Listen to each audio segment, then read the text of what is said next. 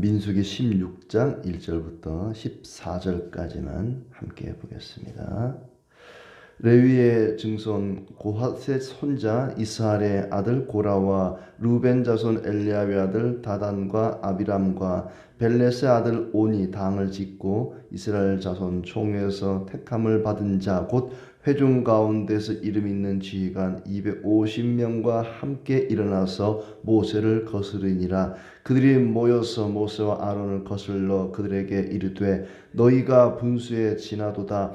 회중이 다 각각 거룩하고 여호와께서도 그들 중에 계시거늘 너희가 어찌하여 여호와의 총의 위에 스스로 높이느냐. 모세가 듣고 엎드렸다가 고라와 그의 모든 무리에게 말하여 이르되 아침에 여호와께서 자기에게 속한 자가 누구인지 거룩한 자가 누구인지 보이시고 그 사람을 자기에게 가까이 나오게 하시되 곧 그가 택하신 자를 자기에게 가까이 나오게 하시리니 이렇게 하라. 너 고라와 내 모든 무리는 향로를 가져다가 내일 여호와 앞에서 그 향로에 불을 담고 그 위에 향을 두라. 그때 여호와께서 택하신 자는 거룩하게 되리라. 레위 자손들아 너희가 너무 분수에 지나치느니라.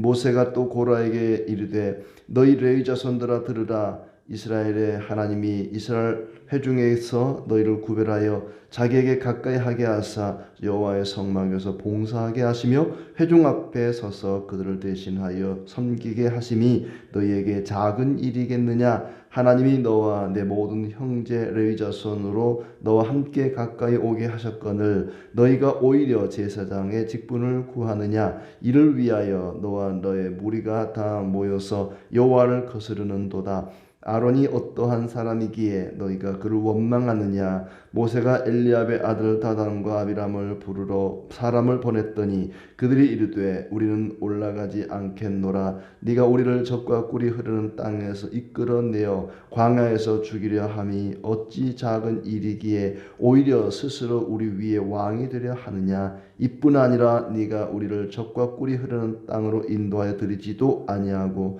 밭도 포도원도 우리에게 기업으로 주지 아니하니 네가 이 사람들의 눈을 빼려느냐. 우리는 올라가지 아니하겠노라. 아멘. 이 한 주간도 주님이 우리와 함께 하시고 때를 따라 풍성한 은혜 주시기를 진심으로 축복합니다. 이스라엘 백성들의 광야 생활, 민수기의 원래 제목대로 광야에서 있었던 여러 가지 일들, 시내산을 출발해서 가나안 땅을 향해 가는 그 여정 중에 있었던 여러 가지 일들인데 썩 좋은 일들은 아니죠. 원망하고 불평하고 불순종하고 특히 이제 그 중에 모세의 누이였던 미리암과 아론이 모세를 반역한 적이 있었는데 이번에는 더 큰 반역이 일어납니다. 여러 사람이 한꺼번에 당을 지어서 모세를 대항했죠. 모세뿐만 아니라 아론도 함께 대적하는 그런 반역 사건이 16장에 소개되고 있습니다. 이제 레위 자손 중에서도 고핫 자손이 한 일은 뭐였죠? 고핫 자손들은 성막을 옮길 때 그 안에 있는 기구들을 특히 언약궤를 메고 나르는 아주 중요한 일을 맡았던 사람인데 그 중에 한 사람이 고라니는 아니고 고라. 그 다음에 이제 엘리압의 자손이었던 다단, 아비람, 그 다음에 또 온. 이렇게 고라, 다단, 아비람, 온. 네 사람의 이름이 1절에 나오고 이 네 사람이 주도해서 그 중에서도 이제 고라가 주동자가 되었던 것 같아요. 250명의 지도급 인사들을 모아가지고 하나의 그룹을 만들었습니다. 성경에 이름 나온다고 다 좋은 건 아니에요. 여기 나온 이 네 사람의 이름은 두고두고 욕을 먹을 이름입니다. 아무튼 이 네 사람이 합세해서 250명을 모아가지고 하나의 큰 세력을 만들어서 이제 넘버원 자리인 모세의 자리를 대항하게 된 것입니다. 그 요지는 뭐냐면 아론에게 불만이 있었던 것 같아요. 왜 아론과 그의 아들들만 제사장하느냐. 왜 우리는 제사장 안 시켜주냐?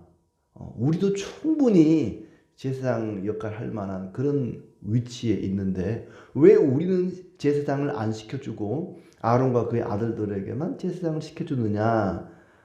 마치 모세와 아론이 형제가 지들이 그냥 짜고 자기들끼리 스스로 그 제사장의 명예를 얻은 것처럼 셀프 임직한 거 아니냐 니네끼리.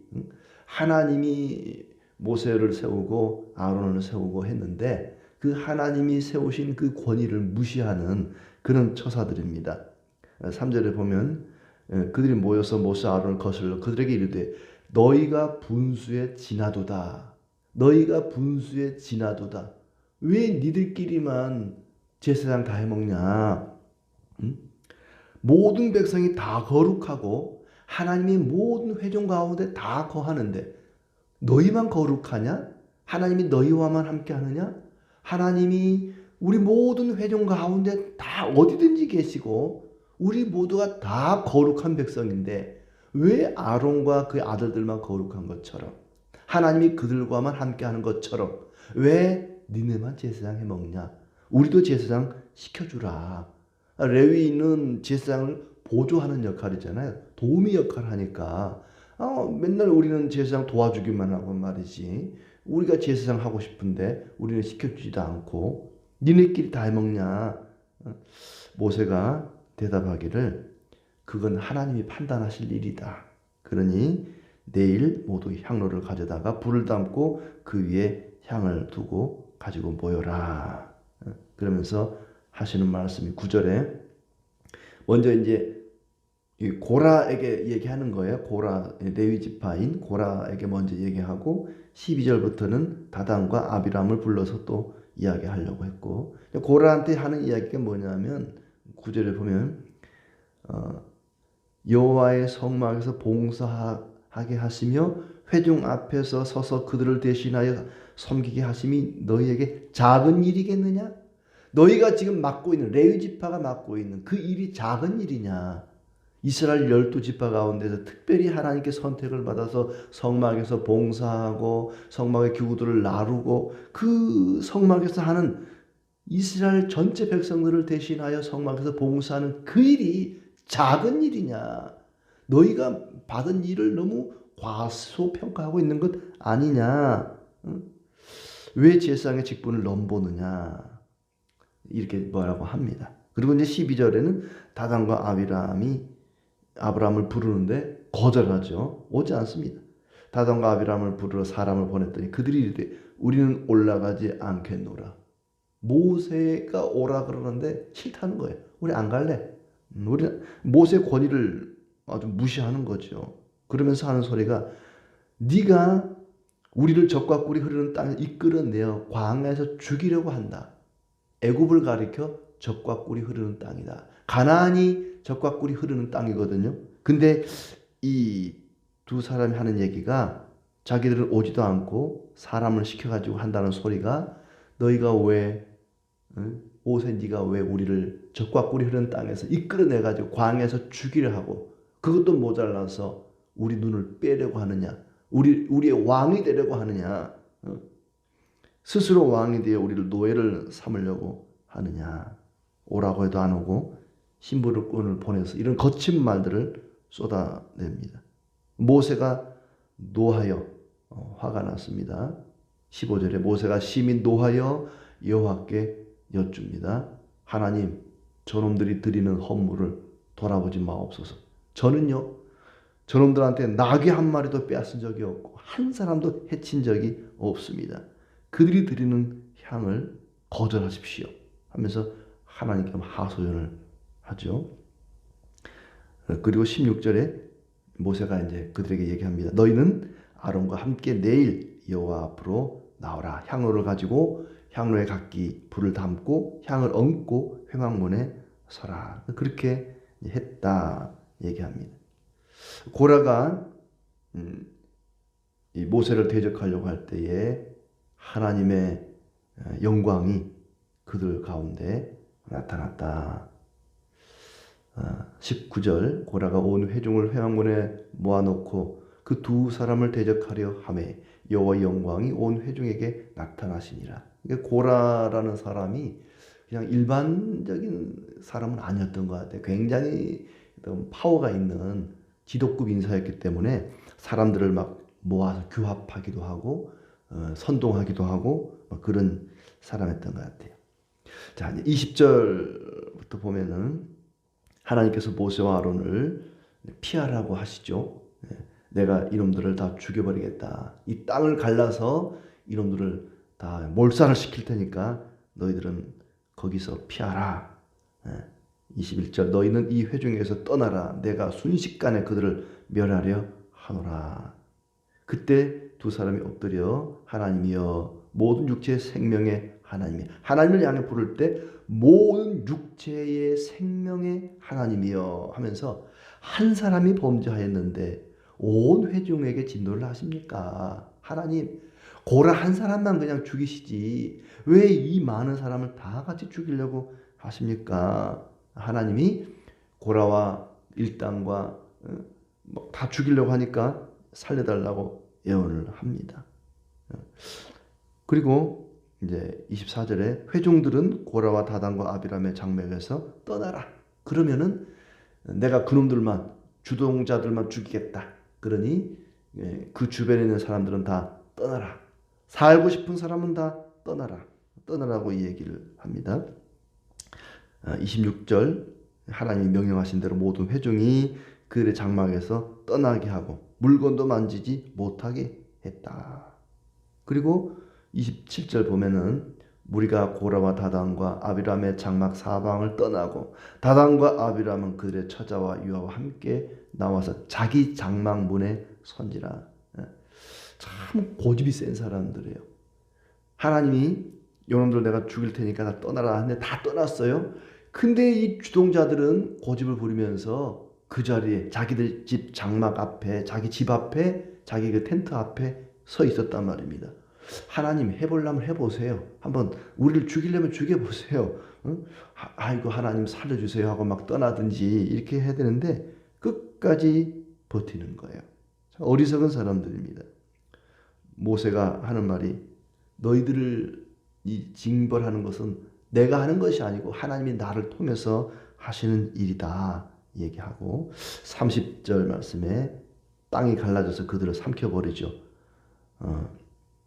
땅이 입을 열어 이 사람들과 그들의 모든 소유물을 삼켜 산채로 수월에 빠지게 하시면 이 사람들이 과연 여호와를 멸시한 것인 줄을 너희가 알리라 하면서 이 사람들이 땅이 갈라져서 땅이 이들을 삼키게 되면은 그런 것을 볼 때에 이 사람들이 하나님을 멸시했구나. 하나님을 멸시해서 이런 일이 일어나는구나 하는 것을 너희가 알게 되리라 했더니 정말로 그가 이 모든 말씀을 마치자마자 그들이 섰던 땅바닥이 갈라지니라. 땅이 그 입을 열어 그들과 그들의 집과 고라에게 속한 모든 사람과 그들의 재물을 삼킴에 집과 속한 사람들과 재물을 다 삼켰다. 산채로 수올에 빠지며 수올은 사람이 죽으면 가는 그 지옥의 깊은 구덩이 밑에 바닥이 없는 그런 깊은 구덩이를 얘기하죠. 땅이 그 위에 덮였다. 땅이 갈라져서 그들의 집과 재산과 사람을 삼키고 그냥 다시 땅이 갈라졌던 땅이 합쳐져 버린 거예요. 산채로 생매장돼서 죽은 거죠.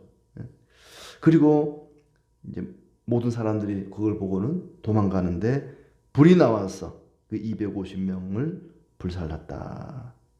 그리고 불붙은 향로를 다른 곳에 쏟으라 말하고 그 향로들을 다 쳐서 제단을 쌓는 철판을 만들어서 두고두고 이 일을 잊지 않도록 기억하게 하라고 말씀하십니다. 그리고 41절부터 보면 이런 일이 있었으면 모세와 아론의 권위를 인정하고 하나님께 회개하고 해야 되는데 이튿날 그 다음날 사람들이 모여서 모세와 아론을 원망합니다. 너희가 여호와의 백성을 죽였도다. 말이 안 되잖아요. 모세와 아론이 그들을 죽인 게 아니잖아요. 모세와 아론은 오히려 하나님께 살려달라고 애원을 했습니다. 하나님 이 백성들을 살려주십시오. 한 사람만 죽이면 됐지 왜 다 죽이려고 그럽니까? 제발 살려달라고 하나님께 애원했던 사람들인데 백성들은 말하기를 너희가 이 백성들을 다 죽였다. 그때 구름이 회막을 덮어 여호와 영광이 나타났다. 하나님께서 또 그들을 멸하겠다고 말씀하십니다. 45절 너희는 이 회중에서 떠나라. 내가 순식간에 그들을 멸하려 하노라. 그러자 두 사람이 또 엎드려서 하나님 살려달라고 하나님께 살려달라고. 그러자 하나님께서 이제 진노해서 연병이 시작됐다. 전염병이 시작이 된 것입니다. 그러자 아론이 모세의 명령을 따라 향로를 가지고 회중에게 달려갔다. 백성 중에 연병이 시작되었다. 이 대단한 게요. 아론이 보통 사람이 아닌 것 같아요. 백성 가운데 지금 전염병이 시작되었잖아요. 근데 향로를 가지고 그들을 살리기 위해 백성들 가운데 뛰어 들어갔다는 겁니다. 그럼 자기도 전염병 걸려 죽는 거잖아요. 목숨을 걸고 자기 백성을 살리기 위해 이 제사장의 역할이거든요. 자기에게 주어진 백성들을 살리는 그 일을 감당하기 위해서 아론은 향로를 끌어안고 백성들 가운데 뛰어들어갔다. 죽은 자와 산 자 사이에 섰을 때에 연병이 그치니라. 고라의 일로 죽은 자 외에 연병에 죽은 자가 14,700명이나 되었다. 그리고 연병이 그쳤다고 이야기합니다. 참 진정한 사랑, 제사장으로서 백성을 살리기 위한 우리의 대제사장 되시는 주님께서 우리를 살리기 위해서 십자가에 그 몸을 내어 던지신 것처럼 참 그 아론의 이 숭고한 이런 모습이 참 대단하다, 훌륭하다 하는 생각이 듭니다. 오늘 말씀을 쭉 읽다 보니까 세 번에 거쳐서 모세와 아론이 엎드렸다는 장면이 나옵니다. 저는 이 긴 50절까지 있는 말씀 중에 그 말씀에 좀 눈길이 갔습니다. 4절에 보면은 하나님께서 그를 죽이려 4절은 이 고라와 이 일당이 모세를 대적할 때 그들을 막 비난하고 니네만 제사장 해먹냐? 니네가 스스로 그 자리에 오른 거 아니냐? 막 비난하고 욕하고 조롱하고 할 때에 모세가 듣고 엎드렸다가 사람들로부터 비난을 받을 때, 온갖 조롱을 받을 때, 모함을 받을 때, 없는 말 막 지어내고 나를 막 공격하고 사람들로부터 공격을 받을 때 얼마나 가슴이 쓰리고 괴롭고 속상할까. 참 가장 높은 자리에 있는 사람은, 지도자들은 늘 외롭다는 말을 하는데 모세는 굉장히 외로웠을 것 같아요. 그들로부터 공격을 당할 때 그는 엎드립니다. 모든 문제를 하나님께 의탁드린 것이죠. 여호와 앞에 엎드려서 하나님께 모든 문제를 해결해 달라고. 심지어 하나님, 이 문제를 해결할 수만 있다면 제가 이 자리를 내려놓겠습니다. 차라리 이 백성들을 진정시킬 수만 있다면, 저들을 설득시킬 수만 있다면 내가 이 자리를 그냥 내던져버리겠습니다. 가장 높은 자리잖아요. 근데 이 자리나 원하지 않습니다. 이 자리를 내려놓고서라도 이 문제를 해결하고 싶습니다 하면서 문제 해결을 위해서 엎드립니다. 두 번째 엎드림은 하나님이 그 백성들을 죽이려고 할 때에 22절에 보시면 그 두 사람이 엎드려 이르되 하나님이여 모든 육체의 생명의 하나님이여 한 사람이 범죄하였거늘 온 회중에게 진노하시나이까. 엎드렸습니다. 하나님, 이 사람들을 살려주시옵소서. 생명을 살리기 위해서 그들은 엎드렸습니다. 자비를 베풀어 달라고 하나님께 탄원합니다. 자기들에게 맡겨진 그 사명, 백성들을 살리는 그 사명을 위해서 그들은 엎드렸습니다. 그리고 45절에 한 번 더 엎드립니다. 또 백성들이 그들을 대적할 때에 너희는 이 회중에게서 떠나 내가 순식간에 그들을 멸하려 하노라 하심에 그 두 사람이 엎드리니라. 또 엎드립니다. 자기를 시기하고 미워하는 자들을 위해서 사랑으로 감싸는 그런 엎드림입니다. 어찌 보면 모세와 아론은 엎드리는 것이 거의 습관화된 사람들입니다. 문제만 있으면 그냥 엎드리는 것입니다. 기도했다는 거죠. 하나님께 모든 걸 맡기고 의탁하고 하나님을 찾았다는 것입니다. 레위인으로서 자기들에게 맡겨진 그 일에 충실했습니다. 고라 일당도 마찬가지입니다. 자기들에게 주어진 그 일이 작은 일이라고 평가절하하지 말고 내게 주어진 일이 작은 일이라 할지라도 하나님이 내게 주신 소중한 일이라고 여기고 최선을 다했다면 그들은 기쁨을 얻었을 것이고 명성을 얻었을 것입니다. 주님께서 말씀하십니다. 누가복음 16장 10절 말씀에 지극히 작은 것에 충성된 자는 큰 것에도 충성되고 지극히 작은 것에 불의한 자는 큰 것에도 불의하니라. 이 고라라고 하는 사람들은 자기들이 맡은 일이 작은 일이라고 했지만 그 일에 불충했다면 큰 일, 제사장의 일을 맡겨도 그들은 불의했을 것입니다. 내게 주어진 일이 작은 일이라고 절하하지 말고 우습게 여기지 말고 교회 안에서 또 직장에서 가정에서 내게 주어진 일이 남들이 알아주지 않는 별 볼 일 없는 작은 일이라 할지라도 그 일에 최선을 다하고 충성을 다한다면 하나님께서는 그 일을 기쁘게 여기시고 그 사람은 명성을 얻게 될 것입니다. 아무쪼록 모세와 아론처럼 문제 해결을 위해서 생명을 살리기 위해서 내게 주어진 그 작은 일을 잘 감당하기 위해서 늘 엎드리는 우리의 삶이 되기를 바랍니다.